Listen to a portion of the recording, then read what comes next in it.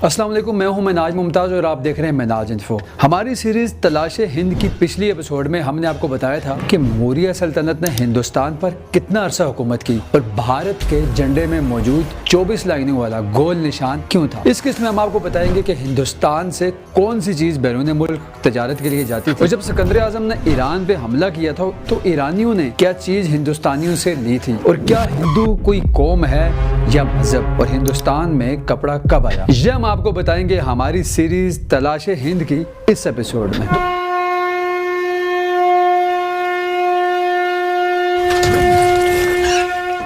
दोस्तों, असल में दरियाए सिंध का पुराना नाम होता था सिंधु और लोग इसे सिंधु कहते थे और दरियाए सिंध के पार वाले लोग इसे सिंधु कहते थे और आगे चलकर बहुत अरसे के बाद ये सिंधु से हिंदू का लफ्ज़ निकला और हिंदू के बाद इंडिया और हिंदुस्तान जैसे लफ्ज़ों ने जन्म लिया। चीन के एक मशहूर सियाह युआंग चुआंग जो 7वीं सदी में हिंदुस्तान आया था, इसने अपने सफ़रनामा में लिखा है कि सेंट्रल एशिया के लोग हिंदुस्तान को हिंदू कहते थे, लेकिन ये नाम कुछ सूटेबल नहीं था, जिसके बाद इसको हिंदुस्तान कहना शुरू हो गया। यहाँ पे हम आपको एक अहम बात बताते चले। हिंदुस्तान में मजहब के लिए आर्य धर्म का लफ्ज़ इस्तेमाल किया जाता था। धर्म किसी चीज़ के अंदरूनी वजूद या उसके आइन को कहते हैं और यही लफ्ज़ बुद्ध मत वाले और जैन मत वाले भी इस्तेमाल करते थे। दोस्तों, हिंदुस्तान में रहने वाला बुद्ध या जैनी ख्वाह वो 100% ही हिंदुस्तान की तहजीब की पैदावार ही क्यों ना हो, वो अपने आप को हिंदू नहीं कह सकता। हिंदू का लफ्ज़ किसी खास मानने वाले के लिए नहीं बल्कि पूरी कौम के लिए इस्तेमाल होता था। हिंदू लफ्ज़ का किसी मजहब से कोई ताल्लुक नहीं है।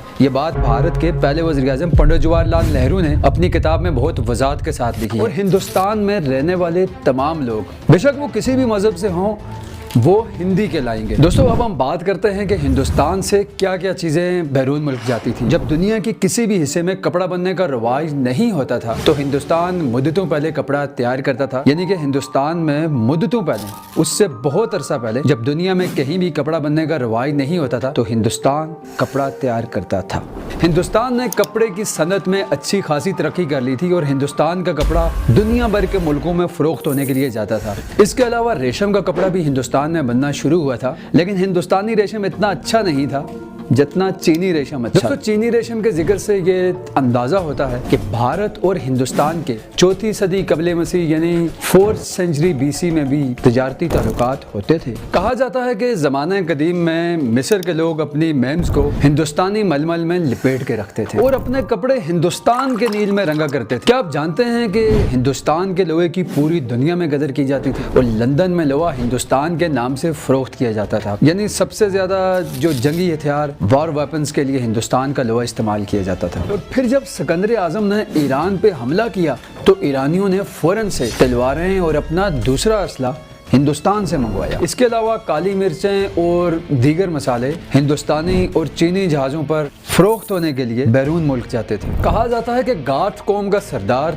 3000 पाउंड मिर्चें लेकर रोम गया था। शिपिंग की इंडस्ट्री में भी हिंदुस्तान ने बहुत तरक्की हासिल करी थी। जो चीज़ें हिंदुस्तान से बाहर जाती थी इनमें रेशमी कपड़े, मलमल, बारीक कपड़े, छुरी, चाकू, नमदे, अतर, हाथी के दांत और इनसे बना हुआ सामान के अलावा सोना चांदी भी शामिल थे, जिनसे हिंदुस्तानी तजारत करते थे। हिंदुस्तान ने मैथ में भी बहुत तरक्की कर ली थी, यानी रियाजी में भी बहुत तरक्की कर ली थी। और दोस्तों, आपको एक अहम बात बताते चलें कि आप जानते हैं कि मौजूदा हिसाब अलजबरा और ज्योमेट्री भी मुद्दतों पहले हिंदुस्तान ही में इजाद हुआ था। शिकार एक हॉबी था और इसके अलावा परिंदों और मछलियों का गोश्त भी खाया जाता था और हिरन का गोश्त भी बहुत ज्यादा पसंद किया जाता था, लेकिन इनके अलावा ग़िज़ा में चावल, बाजरा और दीगर अनाज भी होते थे। इसके अलावा गन्ने से शक्कर भी निकाली जाती थी और शराब की दुकानें भी आम होती थी। शराब गन्ने और फलों से बनाई जाती थी। इसके अलावा हिंदुस्तान में लंबी चौड़ी सड़कें भी मौजूद थी। यहाँ पर हम आपको एक अहम बात बताते चलें कि मिस्र में जो हिंदुस्तानी सरों के मुजस्मे मिले हैं, इससे हमें इस बात का पता चलता है कि 5th सेंचुरी BC के करीब भी मिस्र के शहर